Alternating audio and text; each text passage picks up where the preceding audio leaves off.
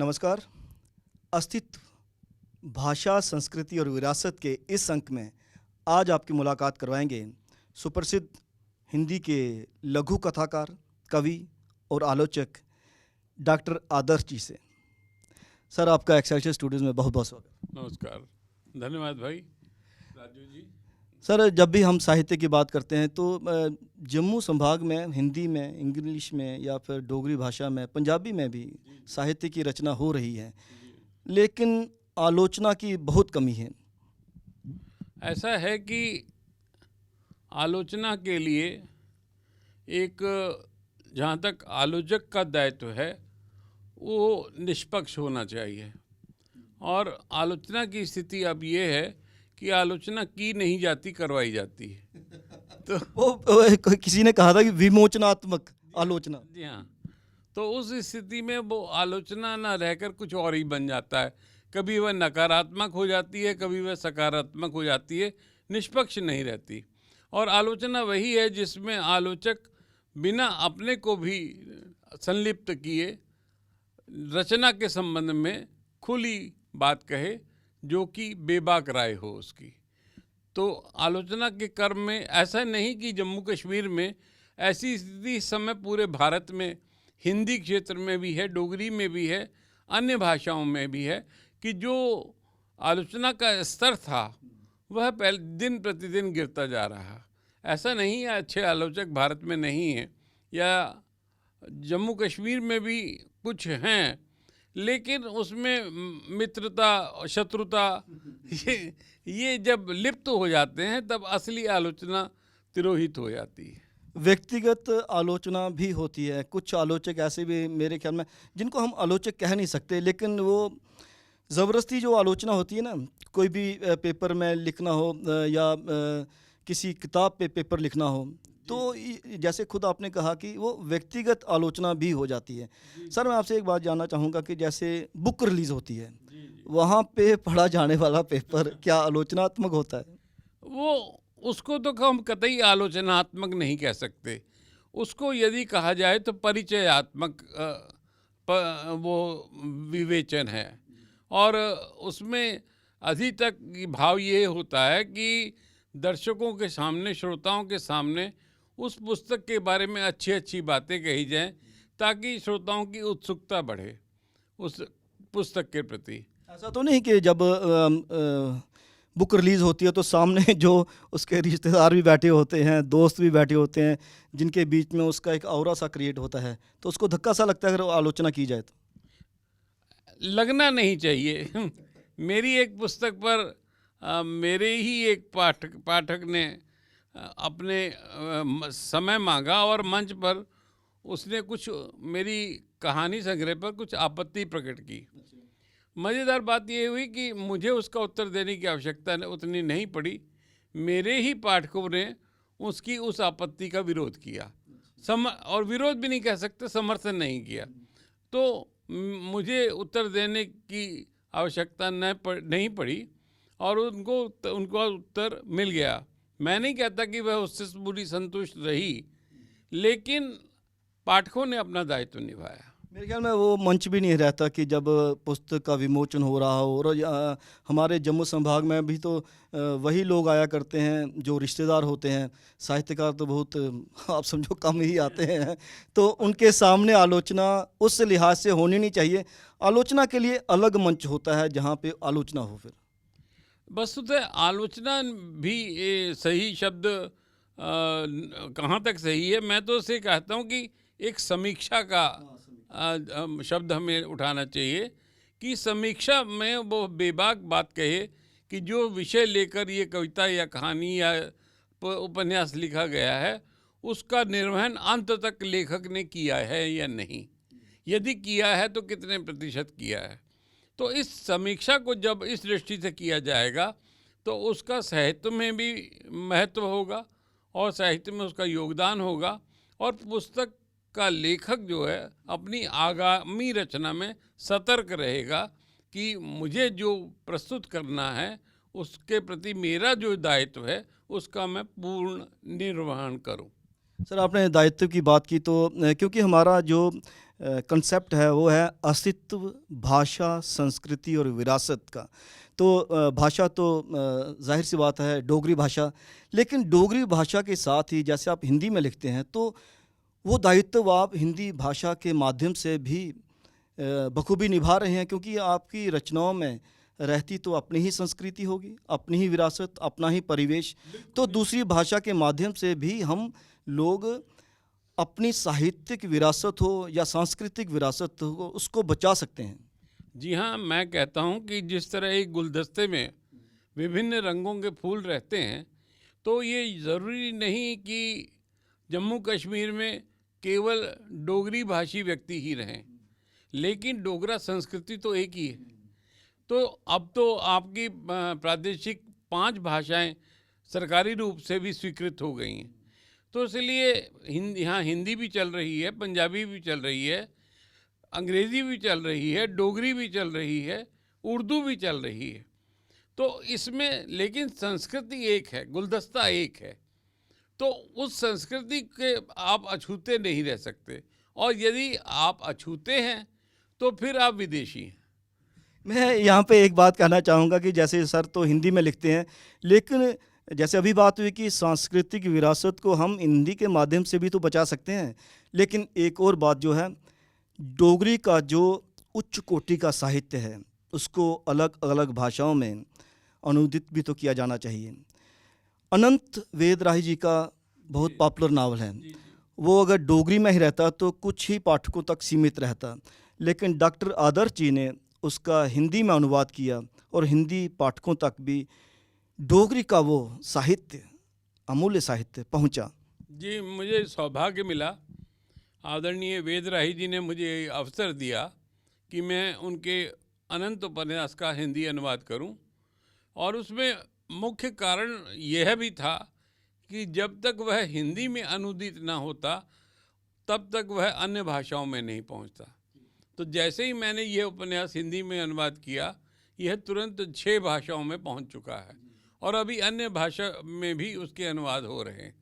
और मुझसे कई मराठी के लोगों ने जो अनुवाद किया, और उसमें जो मेरी भूमिका थी उसको मुख्य भूमिका रखते हुए उन्होंने वह पुस्तक मुझ तक पहुंचाई, और मुझे ये हर्ष हुआ कि यह केवल वेदराही जी की कृति ना बनकर एक मेरी अपनी कृति बन गई, क्योंकि इसकी आत्मा को मैंने पकड़ने का यत्न किया। और अनुवाद का महत्व भी यही है कि और यहाँ कुछ हिंदी का थोड़ा वाक्यों में विन्यास बदल जाता है, क्योंकि उसको मैंने यत्न किया कि मैं डोगरी विन्यास में भी रखूं, जस का तस रखूं, ताकि जो उसमें डोगरी माटी की जो गंध है वह वैसी की वैसी बनी रहे। और मुझे हर्ष है कि इस माध्यम से अन्य भाषाओं में यह डोगरी के संस्कार, डोगरी का संघर्ष और डोगरी के जो स्थिति है वह पूरे देश से उससे परिचित हो सका। ये बहुत बड़ी बात है, क्योंकि अलग अलग भाषाओं में जब तक हमारा रीजनल लिटरेचर नहीं पहुंचेगा तो उसको हम अपनी क्या बोलें कर्तव्य निभाने में असक्षम अपने आप को मानेंगे, क्योंकि वहाँ तक हमारा साहित्य भी पहुँचना चाहिए और सांस्कृतिक विरासत भी पहुँचनी चाहिए। उसके लिए भाषा कभी भी बाधा नहीं बननी चाहिए। सर यहाँ पे लघु कथा का क्या हाल है? लघु कथाकार हैं आप, जम्मू में क्या जम्मू संभाग में लघु कथा लिखी जाती है इतनी? डोगरी में तो बहुत कम लिखी जाती है मेरे ख्याल में। हाँ जी हाँ, डोगरी में कुछ लिखी गई हैं, ऐसा नहीं है कि बिल्कुल नकार है, लेकिन हिंदी में जम्मू कश्मीर में अभी कुछ कथाकार मिले, और अभी शिराजा का जो विशेषांक निकलता है हमारा साहित्य, उसके जो पिछले 2 वर्षों में 2 अंक निकले, उसमें मुझे हिंदी के 8-10 साहित्यकार मिले जो जम्मू कश्मीर से हैं और जिन्होंने बहुत अच्छी लघु कथाएं लिखी। और उन लघु कथाओं में यहाँ की वर्तमान सामाजिक दशा, यहाँ का परिवेश, यहाँ के जो संस्कार हैं या जो कुरीतियाँ हैं उन पर प्रहार, तो ये सब बातें उन अल्प शब्दों में जो कथा कहने की क्षमता है उसका विकास विस्तृत रूप मैंने देखा। और मुझे लगता है कि हम लघु कथा की ओर बढ़े बिना रह नहीं सकते। और यह वृत्ति डोगरी में भी जल्दी ही आने वाली है, क्योंकि कम समय में पाठक आपकी ये संवेदना को सीधे पकड़ पाए और उसको सीधे अपने भीतर आत्मसात कर ले, ये उसका बहुत सुंदर माध्यम है। लंबी कहानियाँ पढ़ने का क्या वक्त की भी कमी रहती है आजकल। जी हाँ, वक्त की कमी भी है, एक बात है, लेकिन मैं यह नहीं मानता कि सबको वक्त की कमी है। पढ़ने वाले जो सही पाठक हैं, जो गंभीर पाठक हैं, वह बड़े उपन्यास भी पढ़ते हैं। हम अंग्रेजी उपन्यास मोटे मोटे पढ़ सकते हैं, तो डोगरी उपन्यास क्यों नहीं पढ़ सकते, या डोगरी कहानी क्यों नहीं पढ़ सकते, हिंदी कहानी क्यों नहीं पढ़ सकते। सबसे बड़ी ज़रूरत है एक अच्छा पाठक होने की, जो दिन प्रतिदिन इन विभिन्न माध्यमों के बीच खोता चला जा रहा है। पाठकों की समस्या सिर्फ डोगरी भाषा में लिखने वाले साहित्यकारों को ही नहीं है, हिंदी वालों को भी है, और पाठकों की लगातार कमी महसूस की जा रही है हर भाषा में लिखने वाले के। समझते हैं कि पाठक आजकल उस तादाद में नहीं मिल पाते, या लोगों का रुझान बहुत कम हो गया है। इसमें क्या इंटरनेट भी दोषी है? मैं इंटरनेट को दोषी नहीं मानता, क्योंकि इंटरनेट भी तो हमारी कथाएं दे रहा है, बल्कि मैं तो इसे एक बहुत अच्छा माध्यम मानता हूँ। आप आश्चर्य करेंगे, मेरी एक एक लघु कथा का 18-20 हज़ार पाठक है। आप आश्चर्य करेंगे, इसलिए पाठक तो है। प्रकाशित साहित्य में वो पॉसिबल नहीं है। प्रकाशित साहित्य में वह कई कारणों से मार खा जाता है, क्योंकि लेखक के पास कई बार ऐसा धन नहीं होता, या इतना प्रचार माध्यम नहीं होता, इतना प्रसार माध्यम नहीं होता। लेकिन पाठक हैं, और वो लंबी कहानी के, उपन्यास के और लघु कथा के हैं। इसलिए माध्यम कोई भी बुरा नहीं होता, मानसिकता हमारी गलत होती है, और हम गंभीर पाठक नहीं बन पाते। साहित्य की गंभीरता और साहित्य के महत्व को जिस देश और प्रदेश का व्यक्ति समझेगा, उसका साहित्यकार कभी ना तो पिछड़ा रहेगा, ना ही वो गरीब रहेगा, और ना ही वो किसी चीज़ से बचेगा या हीन भावना महसूस करेगा। इसलिए ये पाठक और श्रोता के, लेखक और श्रोता के, या लेखक और पाठक के जो संबंध हैं, ये वह समृद्ध रहने चाहिए। ये बात हम बंगाल से सीख सकते हैं। बंगाल में जो स्थानीय पत्र पत्रिकाएं हैं, उनकी प्रसार संख्या भी लाखों में। इसलिए जब उनके विशेषांक निकलते हैं, तो उससे पाठक को एक अच्छी राशि प्राप्त होती है। कभी विमल मित्र ने मुझसे कहा था कि डॉक्टर साहब, बिना आघात के वीणा नहीं बजती। जब डिमांड होती है तो मैं लिखता हूँ, जब मेरा प्रकाशक मुझसे मांगता है तो मैं लगातार लिखता हूँ। इससे मुझे अर्थ प्राप्ति भी होती है, और मेरा साहित्य भी समृद्ध होता है। तो ऐसी स्थिति ईश्वर करे हमारे डोगरी समाज में भी आए, और मैं आशावान हूँ। सर, क्योंकि मैं भी उधमपुर में 4 साल पढ़ा, बड़ी पुरानी बात है, तब भी वहाँ पे एक्सपोज़र के नाम की कोई चीज़ नहीं थी। क्योंकि हम लोग जब लिखते थे तो वो चीज़ें संदूक में ही बंद रहीं, बाद में बदकिस्मती से कुछ को दीमक भी लग गई, ख़त्म हो गई। क्या उधमपुर में देखिए, वहाँ पे जैसे आप भी उधमपुर से बिलोंग करते हैं, उधमपुर में प्रकाश प्रेमी जी भी हैं, अभिशाप जी भी हैं, जगदीश दुबे जी भी हैं, बड़े बड़े साहित्यकार, शिव निर्मोही जी हैं, पद्मश्री, है ना, पद्मश्री व्यक्ति हैं, विश्वमूर्ति जी हैं, वहीं से बिलोंग करते हैं। तो क्या एक्सपोज़र अभी भी वहीं पे है, या फिर जैसे आपने खुद कहा कि सोशल मीडिया जो है, इंटरनेट माध्यम जो है, उससे अलग अलग रीजन में जहाँ पे ना अकेडमी है, ना दूरदर्शन है, दूरदर्शन तो खैर यहाँ पे भी बंद पड़ा है रेडियो स्टेशन में यहाँ भी बजट की कमी आ गई है, तब उधमपुर हो या जम्मू हो, एक्सपोज़र में बराबर ही हैं। लेकिन इंटरनेट के माध्यम से, सोशल साइट्स के माध्यम से वो एक्सपोज़र या वो मंच मिल पाया कि वहाँ के भी जब हमारी रचनाएं इंटरनेट पे आती हैं, तो कई बार बहुत ऐसे हमारे पाठक मिल जाते हैं जो उन रचनाओं को पढ़ के हमसे जुड़ते हैं। इसलिए हम छोटी छोटी गोष्ठियों में उधमपुर में यही यत्न कर रहे हैं कि नया बच्चे जो हैं, जो विश्वविद्यालयों में और विद्यालयों में पढ़ रहे हैं, वो हमसे जुड़ें। और कोई बार वो इंटरनेट के माध्यम से जुड़ते हैं। जूम मीटिंग तो अब क्रांतिकारी परिवर्तन आया। जी।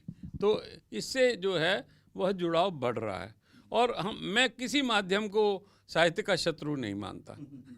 तो हमारे प्रयोग करने की क्षमता हमें जितनी होगी ये साहित्य उतना ही बढ़ेगा, मैं ये मानता हूँ। जी, साहित्य जिस भी माध्यम से लोगों तक पहुँचे जी, बेहतर है। क्योंकि साहित्य ही व्यक्ति को सभ्य बनाता है, सुसंस्कृत बनाता है।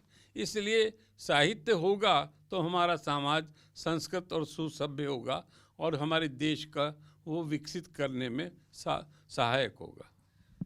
अस्तित्व की बात करें तो आप नए लेखकों को क्या संदेश देंगे कि आप चाहे हिंदी में लिखो, इंग्लिश में लिखो, लेकिन अपनी सांस्कृतिक विरासत को सहेजने, प्रचारित करने और प्रसारित करने में भाषा कभी भी बाधा नहीं बननी चाहिए? जी हाँ, मैं ये कहूँगा कि जो नए लेखक हैं उनको पहली शर्त है कि वो अच्छे पाठक बने और साहित्यकारों से जुड़ने में संकोच ना करें।